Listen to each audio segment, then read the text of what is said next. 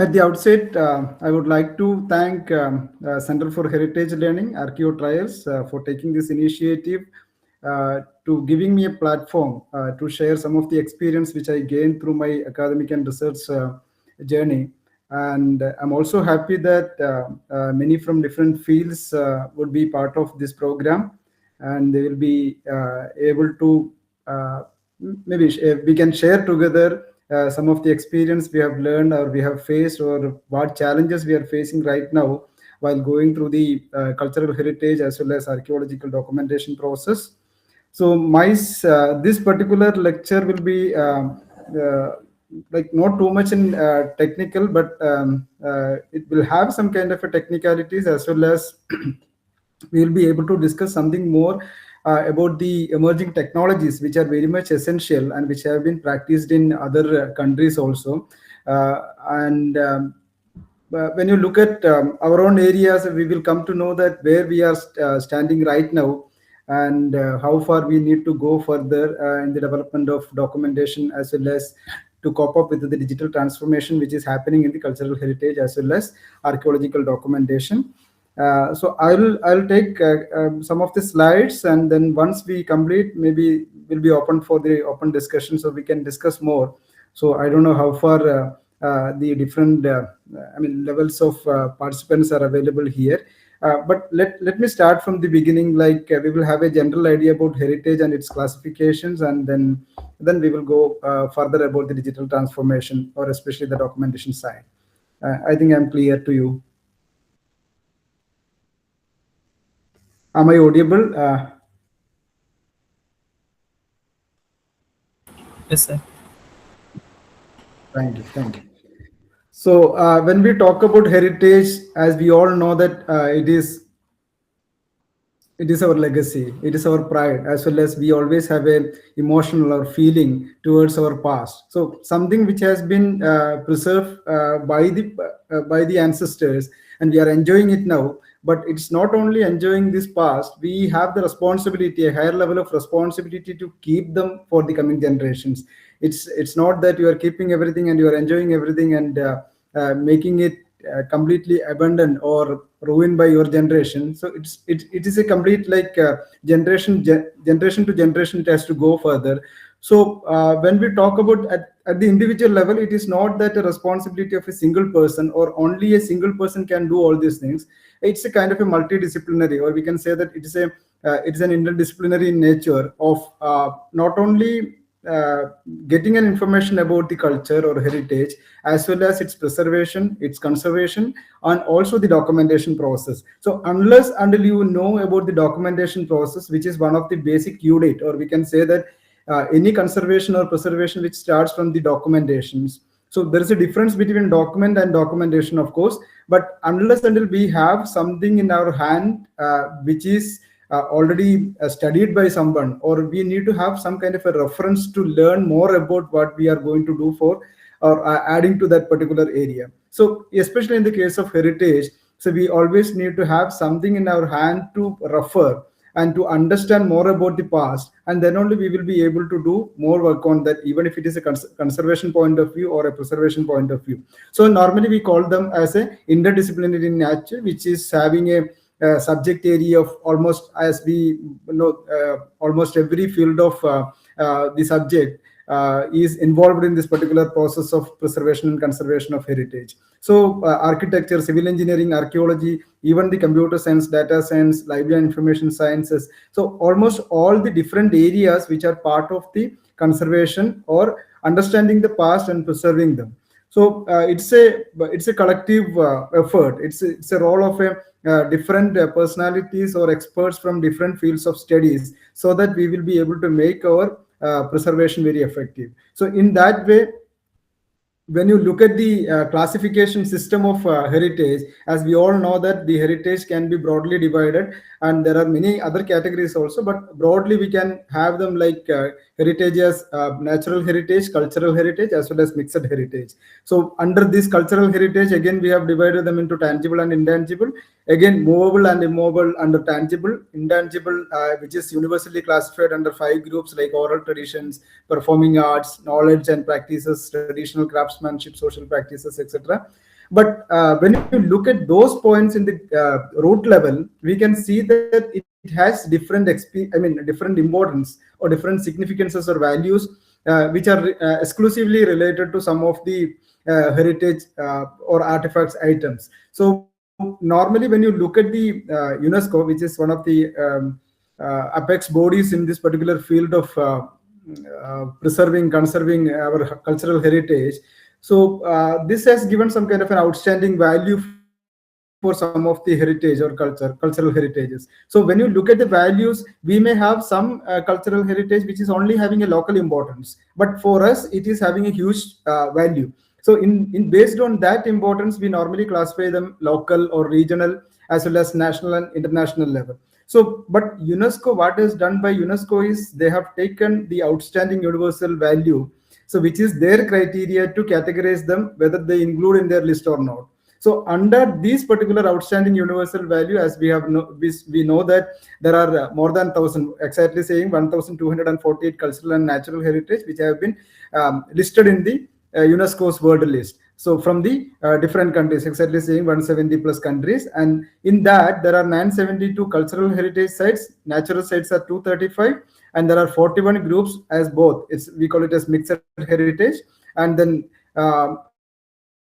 apart from that, there are 53 properties which are being identified as having in danger. But ultimately speaking, this is only a rough figure. We can say that it's a figure which only the UNESCO has been listed. There are lakhs and lakhs of heritage items which are not being listed. We can't say that which does not have any universal value, which is still having a universal value. Yeah, and there are many items or many cultural heritage which are having universal value, if not then regional or national level importance, or at the least level we can say that they have a local importance. And when you look at the values or significance, some cultural heritage item may have more than one values. Say for example, I have listed some of the values or significance which we commonly categorize in the heritage classification, like architectural value or artistic value, or even the environmental or geographic value, and of course political values are also there. And when you look at the tourism traditions, etc., and even the culture rituals, or even the customs, so the value depends on value varies depends on the nature as well as the importance at different levels. So I mean to say here is these are all the classifications.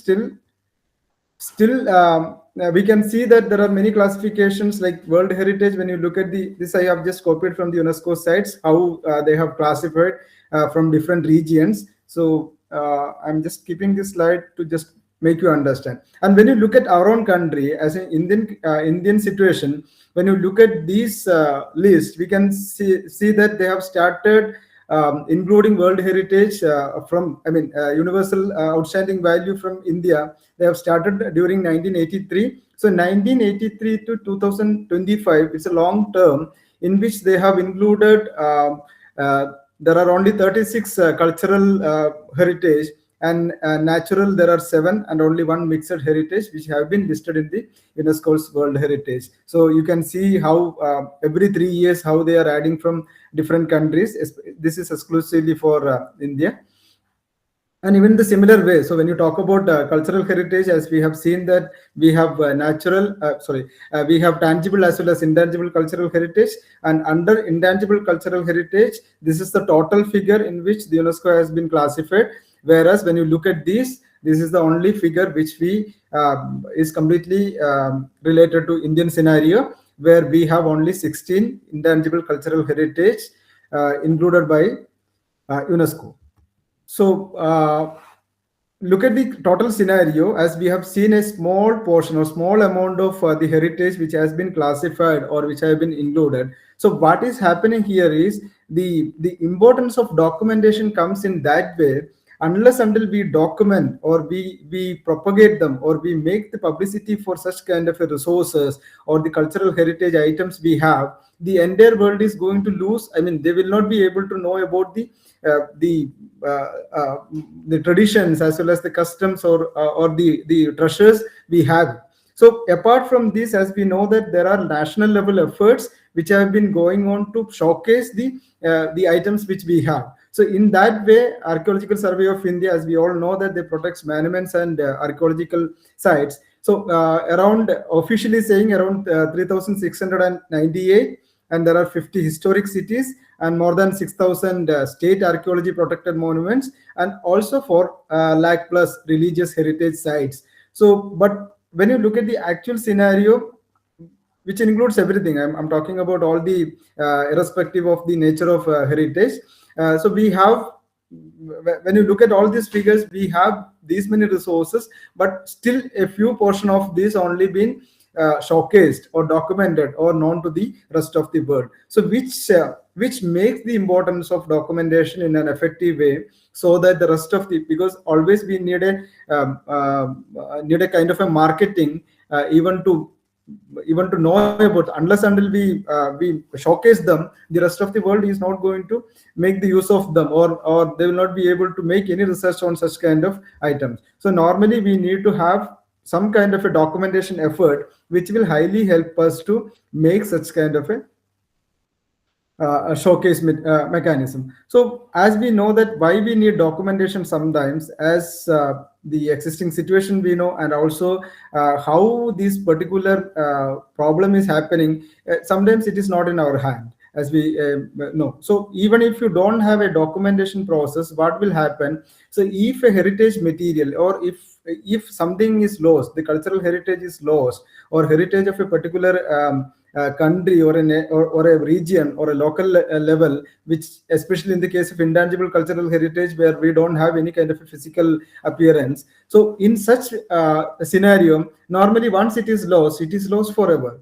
So that means we don't have any kind of a historical mechanism to retrieve them, or we don't have any kind of documents to get such kind of a resources, or the generation which is going to come, or the existing generation is losing such kind of a legacy which have been enjoyed by the previous generations. So normally there are many causes. I have made such kind of a word count, where you can see these are all some of the major issues, we can say, which causes the destruction for the cultural heritage, so which are sometimes not in our hand. So what only thing we can do is, if the physical process is not been able to work on this particular area, at least we can go at the technological side, so that the either preserving them or preserving in a format where people can see in the later stage will be an effective solution.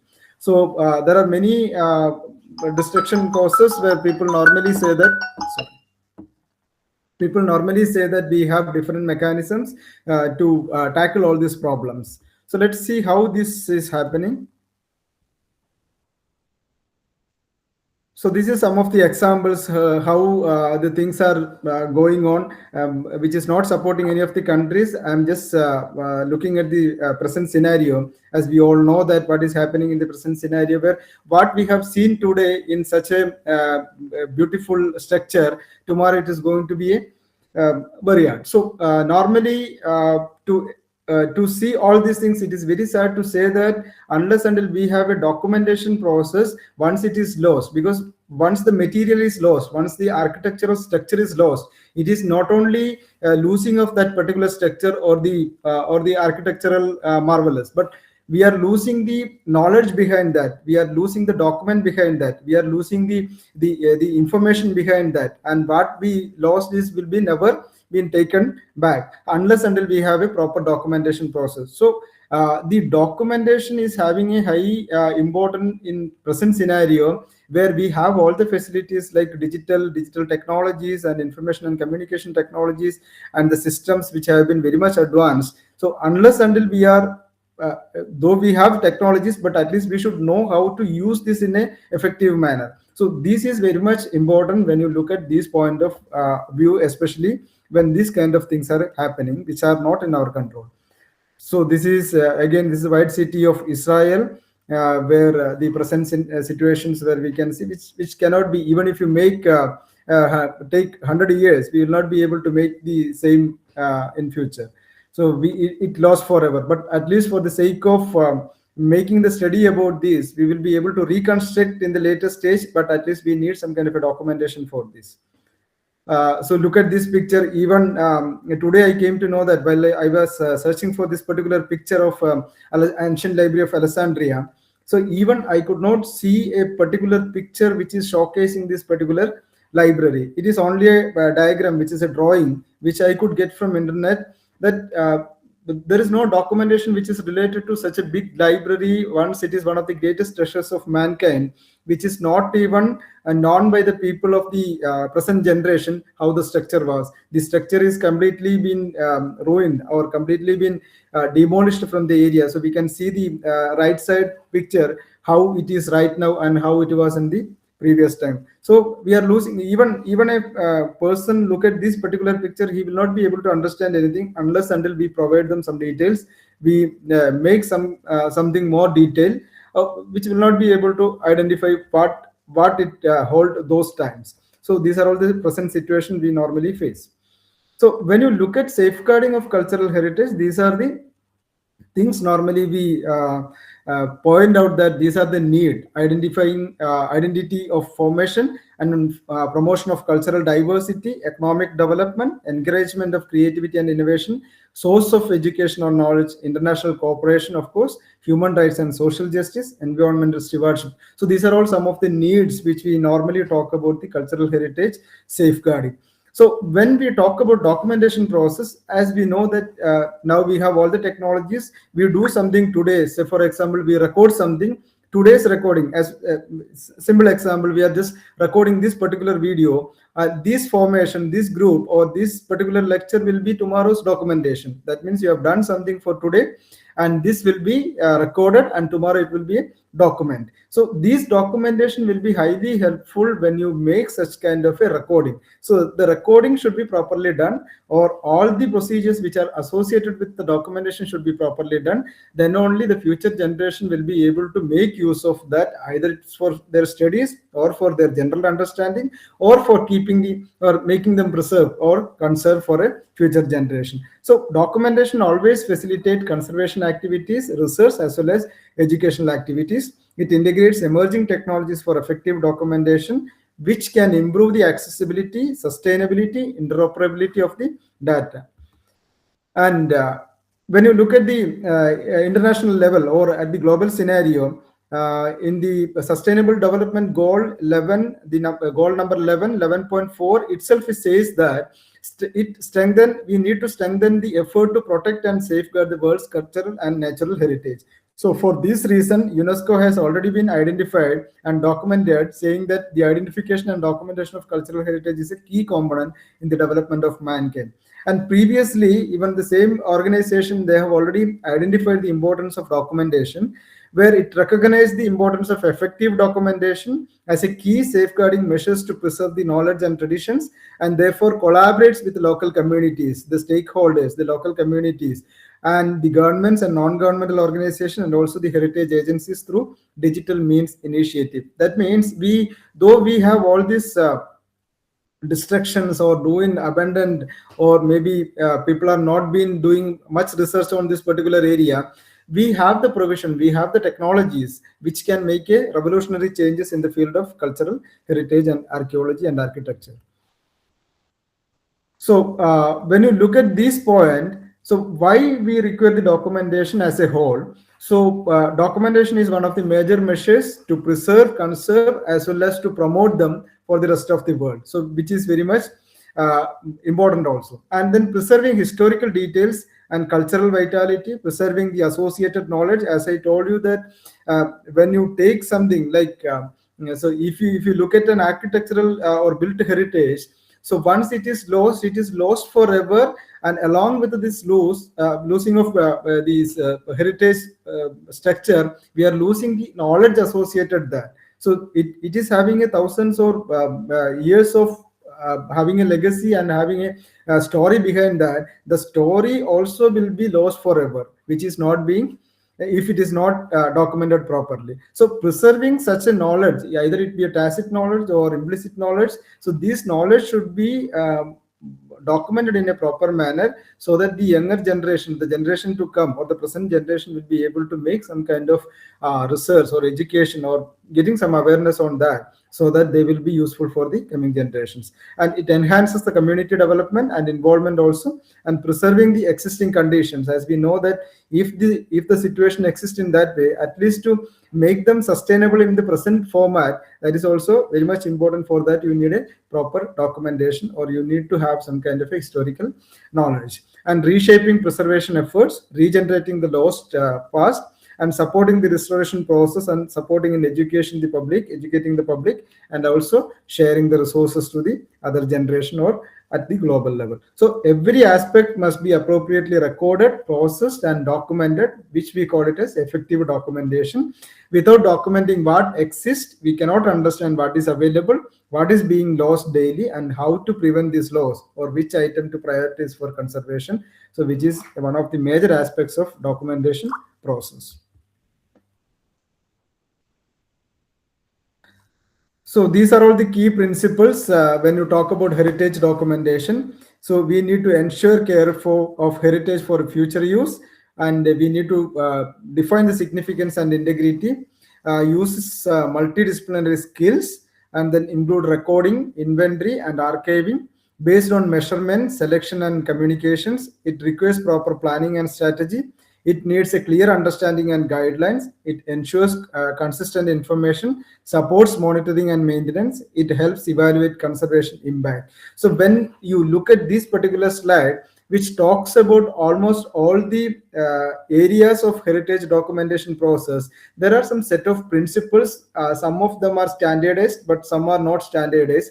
Because of this non-standardization, many of the problems which comes, because when you look at the heritage documentation or the conservation or preservation process, as we look at the Indian scenario itself, we can see that there are a lot of initiatives, lot of activities to preserve not only the tangible heritage, as well as intangible heritage. They are doing lot of activities either individually or at organizational level. But there are many, say for example, projects or the initiative or activities which are either stopping by after some time, or maybe they are doing in an isolated way. So people are doing in an isolation which is not been exposed to the remaining public. So the impact which it really mean to say, which is not coming out of that particular activity. So what we are doing sometimes in isolation will not be useful for the others. So instead, if you make it in a documentation properly and spread or scatter to the others, so that it will be more useful, and this will be conserved and preserved in a more effective way. So successful intervention in cultural heritage for the best outcomes for heritage conservation, which requires where the proper documentation is one of the major aspects.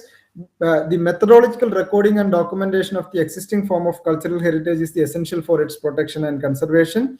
And traditionally, these processes have heavily depend upon rigorous measured drawings and keen human observations. And also, as we know that the technologies are advancing, we have lot of tools, technologies, techniques, methods. So they are all having effectively been used not only in the documentation but also in conservation as well as conservation efforts. So these tools, digital tools, are providing increasingly dedicated and accurate information within a relatively shorter time span. So the major difference when you look at the documentation in the present scenario, the accuracy being increased, the reliability being increased, and also the mode of transfer is being improved or increased. And not only that, when you look at the aspects of interoperability, when I say that we are doing some of the works in the isolation, though if you do isolation, the standardization is very much important. Unless until you follow some standardization, say for example, you are going for a digitization process, there are set of standards which have been already made by the recognized organization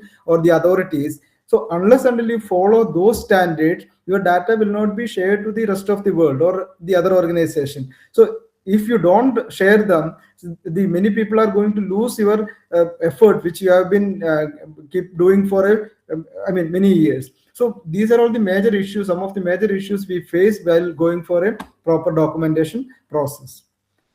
So, as look at these particular documentation methods, as we know that all traditional methods, how we were used all this kind of documentation process before the technology explores the advancement of technology. So, we have our own manual drawings, hand sketching, and even the measurements which we used to have in a manual mode.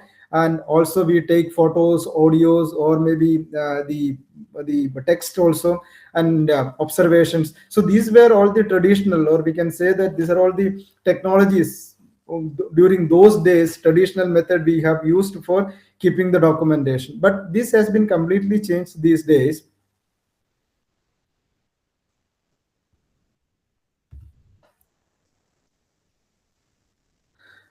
This physical material or physical mechanism has been completely changed into digital mode. So when you look at that aspects, so here we can categorize them from maybe from the old generation to the new generation. We have a physical documentation as well as a digital documentation right now. So when you look at the physical documentation, again there are two components in the physical as well as digital documentation. The one part is done by GLAM. GLAM is the expansion of galleries, libraries, archives, and museums. Whereas there are organizations or individuals like governments or memory of heritage institutions or even the cultural organization. So these are all the two segments. We can say that both are doing both the activities like physical documentation as well as digital documentation. So when you look at the GLAM, especially they store the information, they record the information, they process the information, and also they do some kind of extra activities on that in the point of view of in the point of view of retrieval process.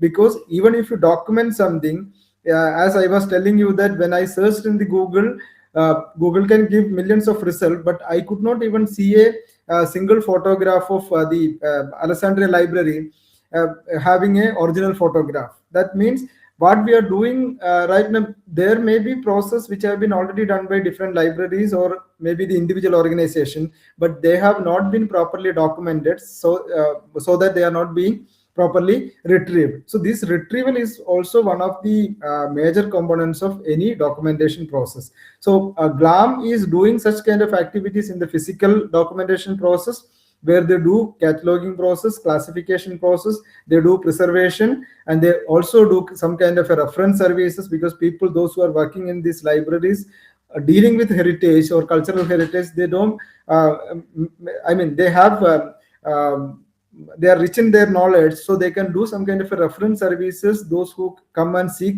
such kind of information in the library. I don't know how far people are utilizing such kind of a service as reference service from those who are working in this particular area of cultural heritage. And also the libraries, they generate digital archives, they build up the digital repositories or digital libraries in which they categorize and they classify, they catalog, and they do some kind of a standardization for preserving the materials which are associated with cultural heritage. So that will be very much that will be an effective mechanism for those people, those who are doing research and educational activities on this particular area. Similarly, when you look at the government organizations, we have the same thing.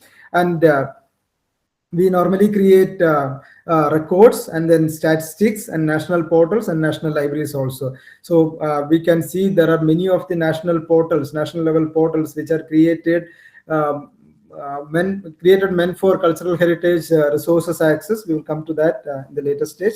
So these tools or techniques plays a very big role in the knowledge organization, their propagation and effective communication of cultural heritage to the rest of the world.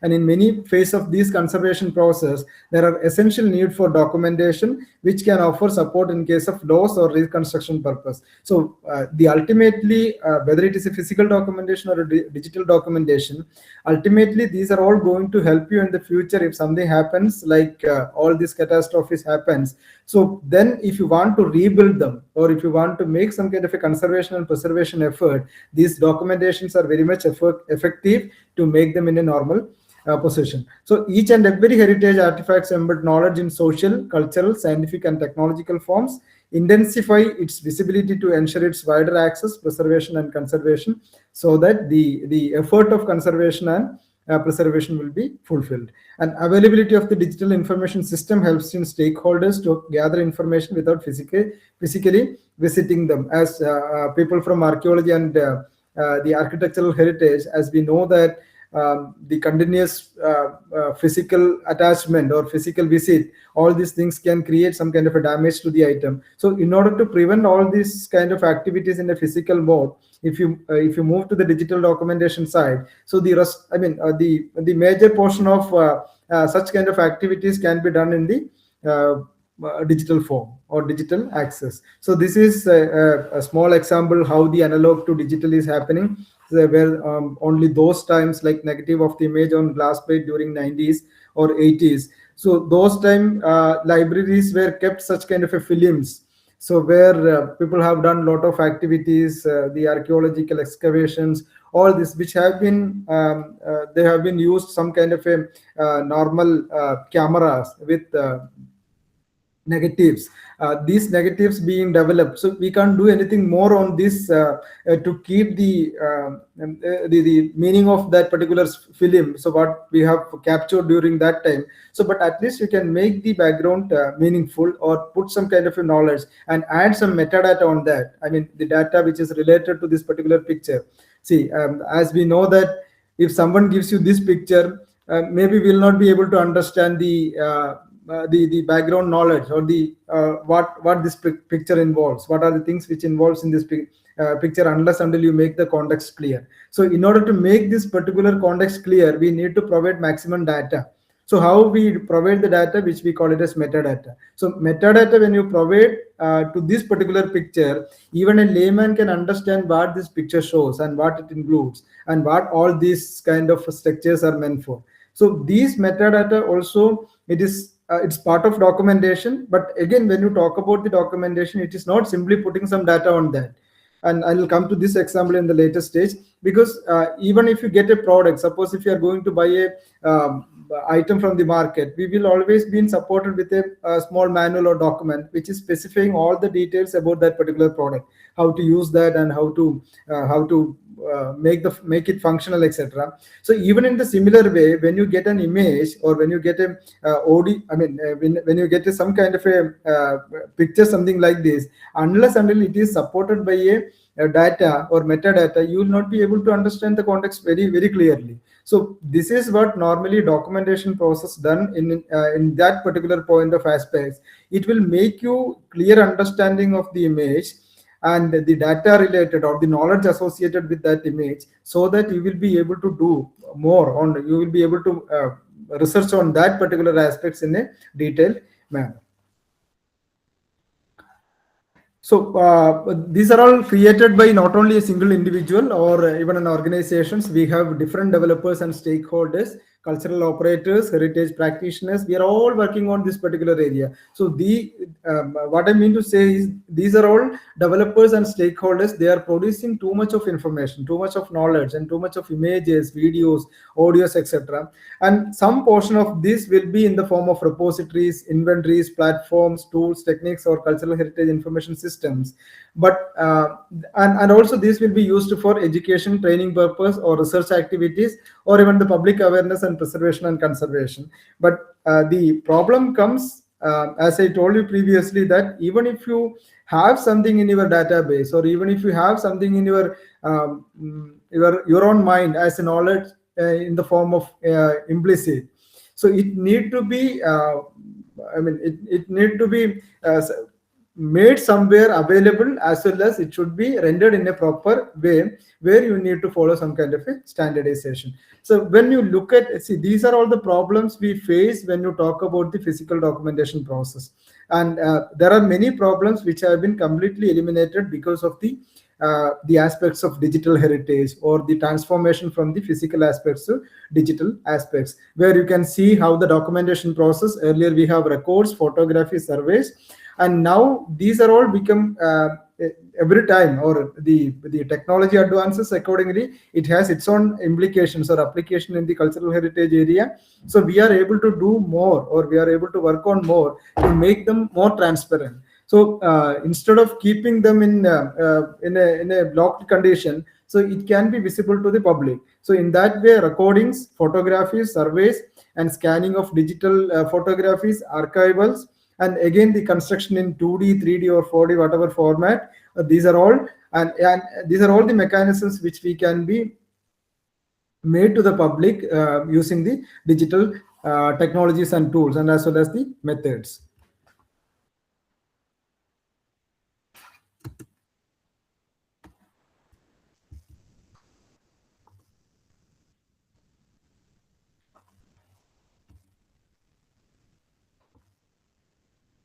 This is a simple example. I'm just showing this slide, which is it's kind of a technical, but this is a small example for a classification of intangible cultural heritage.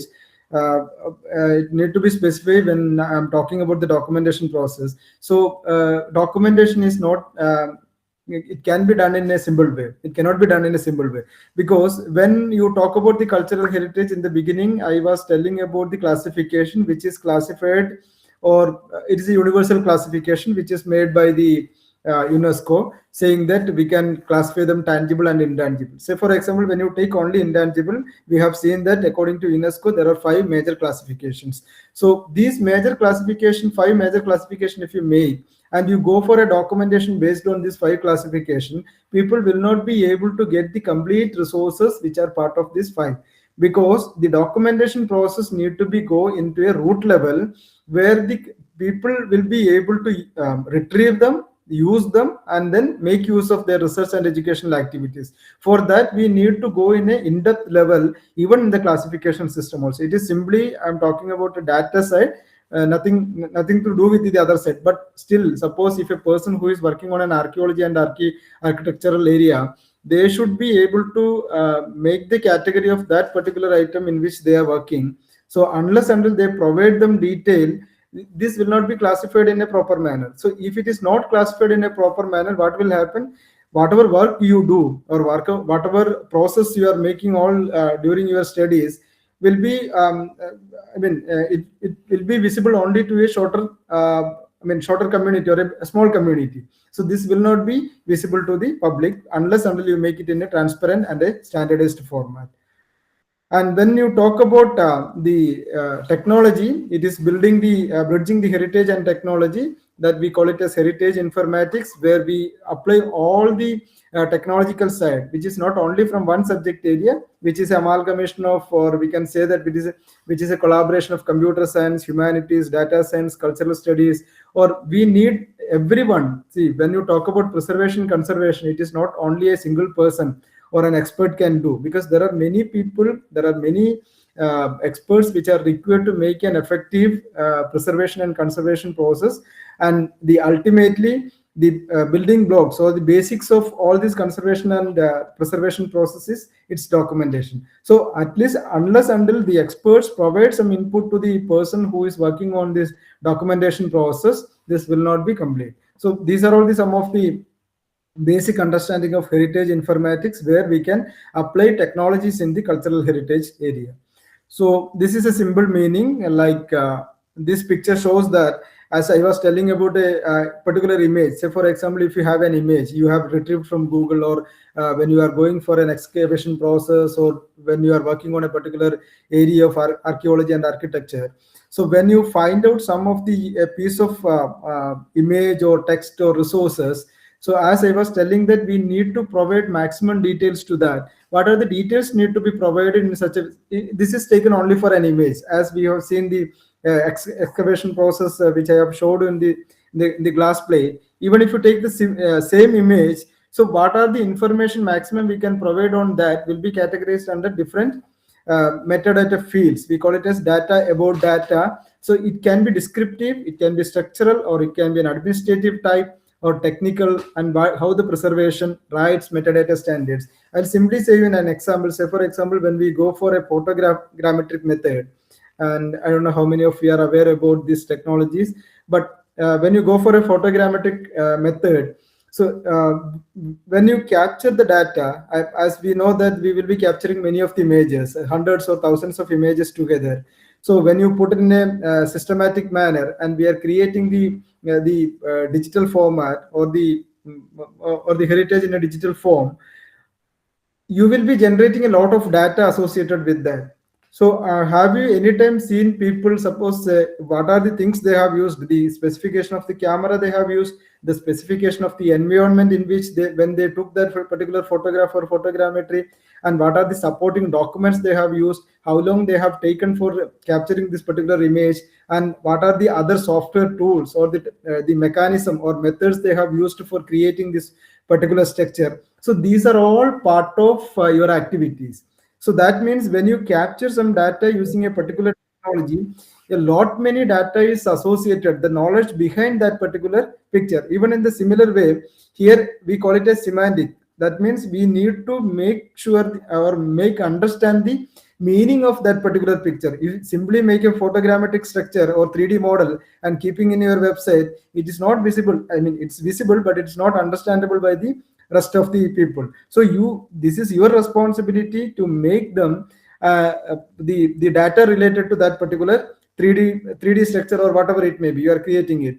And again, we have the problem of AI or all this kind of the reliability issues.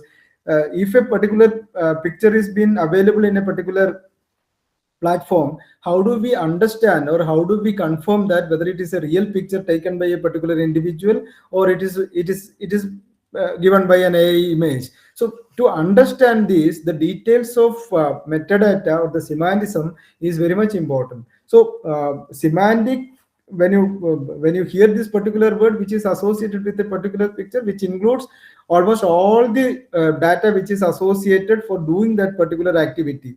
Even if you take a single picture, we use our mobile phone or a camera, so camera will have its own specifications, the measurements or the light arrangements or the model and even the company, all these are part of that. These are all very much required, and especially when you create a three-dimensional structures of a particular heritage item. So these are all some of the technologies in the digital area we use, like the approaches which we can apply to the cultural heritage area. We do a lot of activities in this area like 3D laser scanning, 3D modeling, photogrammetry, lidar, geospatial mapping. So these are all part of technology where you will be able to apply technologies in this particular area, and then you will be able to make those structures in a perfect way. So when you are creating a digital repository or a digital model, so there are many things which need to be taken care, and not only the documentation process as well as the preservation and conservation point of view. And we have moved from, I mean, the traditional system to the contemporary system where we were using physical inventories, and from there we have been localized databases, and then we use geospatial databases, and now we have come to a particular scenario where we use BIM or HBIM metaverses, and then digital twins, and what else. So now we coming to the generation of AI and the data structures. So the real world is reproduced as a virtual world on a computer based on the collection of data. So we generate data. Using that data, we do kind of transformation and then create the same structure in a different formats. So this information system have been developed in such a way that the virtual simulations are making huge impact on the society. So we cannot escape from that. We need to cope up with the technologies. Unless until you know the technology, utilize them and make use of them, and then make them very transparent. So we will be running behind.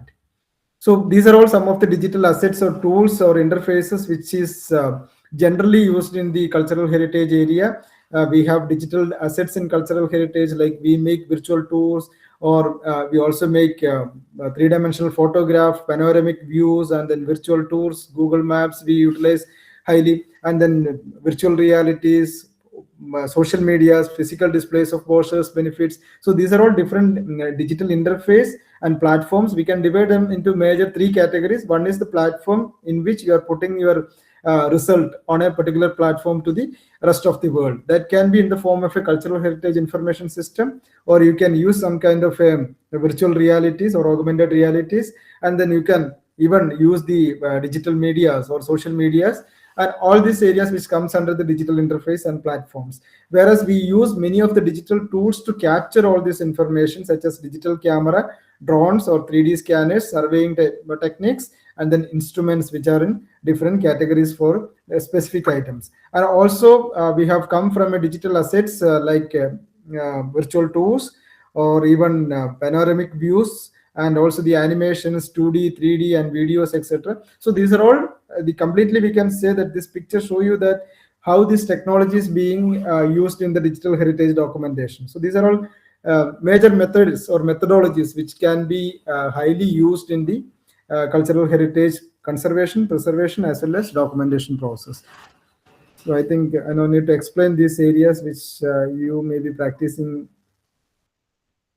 So ultimately, there are the stages in which we make such kind of a heritage information system. The first or the most important step is acquiring the data. So how we are recording the things, and how we are getting our information in a data processed manner. For that, the building block is data. So the data acquisition, which is the one of the major step which need to be planned in a very careful manner. So these are all technologies which supports you, but ultimately we need to make it in a proper documentation process. And the second stage, as we know, that 3D digital models creation stage, using different software tools, we can it's not only 3D, but whatever you make it, so you will be able to use the technology. We have different tools and different softwares, different techniques, methods, methodologies, etc. So these are all comes in the second stage. And finally, you are creating the output which should be transparent, which should be reliable, which also should be sustainable for a long time, and the people or the common man should understand. And it also need to be shared to the rest of the world so that the collaboration can be expected. And these are all the again technologies. We use many technologies, and these are all the tools which we get it in a different formats. Now we can say that even if a particular lab is using a particular technology, the tools or the software they are using, it is changing day by day. So we have all the mechanisms. Some are very costly or expensive, but still we have many open source systems where we no need to pay much, but we need to have some kind of a digital knowledge where how to use this. But otherwise it is simple, and it is less time consuming, I mean, compared to the conventional systems. So we use such kind of a process. Those who are interested in this area, they need to make use of such kind of open source to learn more about how we will be able to do or effective preservation and conservation process. So that will be highly beneficial for the future research.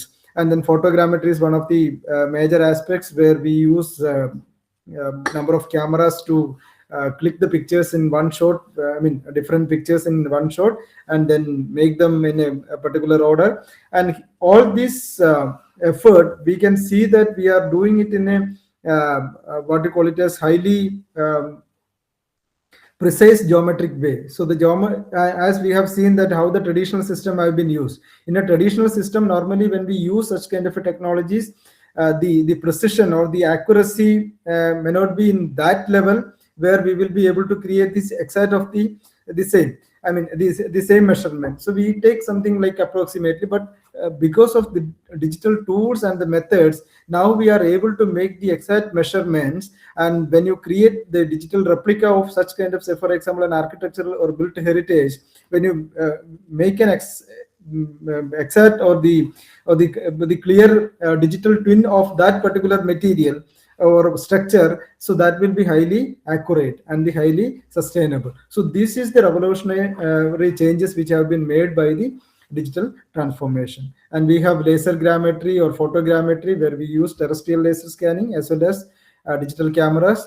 And this is the mechanism. We have a lot of tools like open source software itself. We have a photogrammetric tools like open drone map. So these are all which is available, and I think you are all come across all these tools which are very much I mean highly used in the area of technology of photogrammetry and 3D scanning.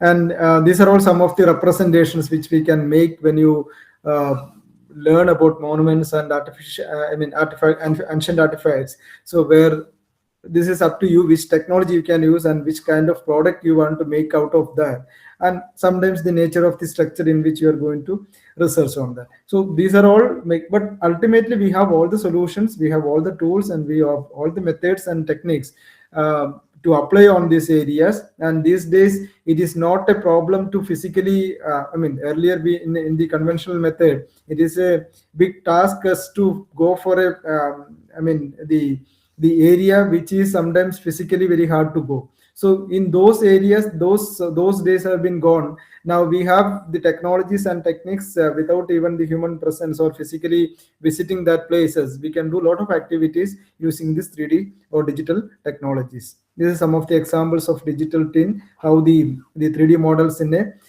enhanced form we are making it. This data we need to collect the information, and we need to go for a particular operational activities, and how these pictures can be, because we need to get some kind of a support from the documentation side also to go for this kind of an enhanced versions, because we need some kind of, as I told you, that there is a huge difference between a document and documentation process. Document is only a particular item in which we have it in our hand, but for making the cultural heritage in an enhanced form, we need to have a documentation, which documentation will be supported by many documents. It is not only in a one format, in a different format and different sources. So all these sources need to be utilized for making it properly in the making properly to make such kind of a structures. So again, I think we need to discuss more about, because of time. I think I will just show this picture. So even we have technologies. Ultimately, I need to say that we have a technologies, and we depend all this SBIM or BAM. So where we will be having a lot of what you call it as information behind that. So you will be able to create a structure which is very accurate and which is very precise. And this is the HBAM structure which is used, where you can see, this is just wanted to show the measurements, how we put, even if it is a bigger building or a smaller building or any structures, the measurements and the HBM supported measurements, so will be able to help you to make the exact, or we call it as digital, the replica. So that will be always same, which is entirely different from the conventional methods.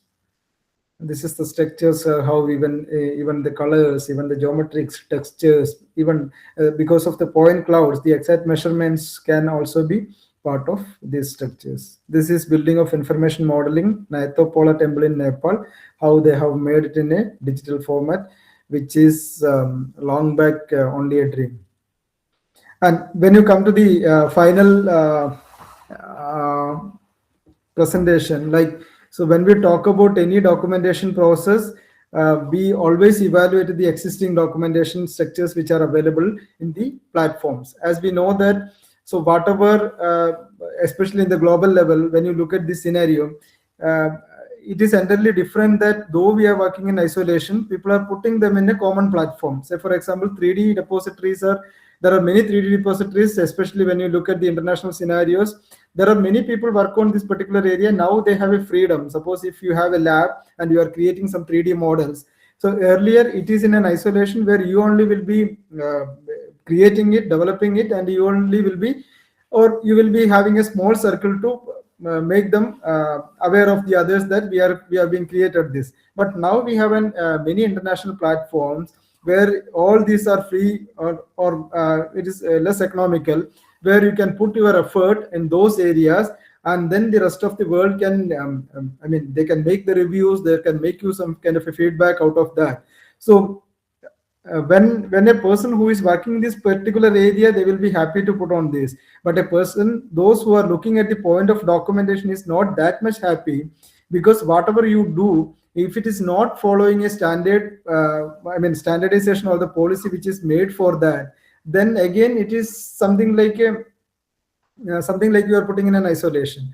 Say, for example, these are all the 3D repositories which is very much popular at global levels. So where we can have almost all the images or the repositories which are available in the 3D formats is free of access. So but the problem is, when you look at such kind of resources, the metadata associated or the data associated with such kind of a documentation is very less. They are not following any kind of standards, and sometimes they are just keeping their images in that way.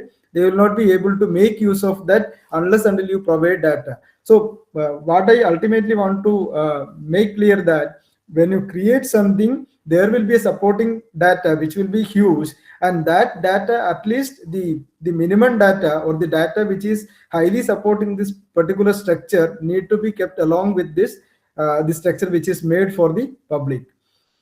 So that is normally we call it as metadata schema. There are some standards or architectural, even for the 3D models, we have some kind of a standardized format. These format or the schema, we call it as metadata schema. That schema need to be used while we creating such kind of what you call it as structures. So why we need to discuss here is, so when you start a project or when you do something in the initial stage, so these are all the things need to be done in the initial stage itself.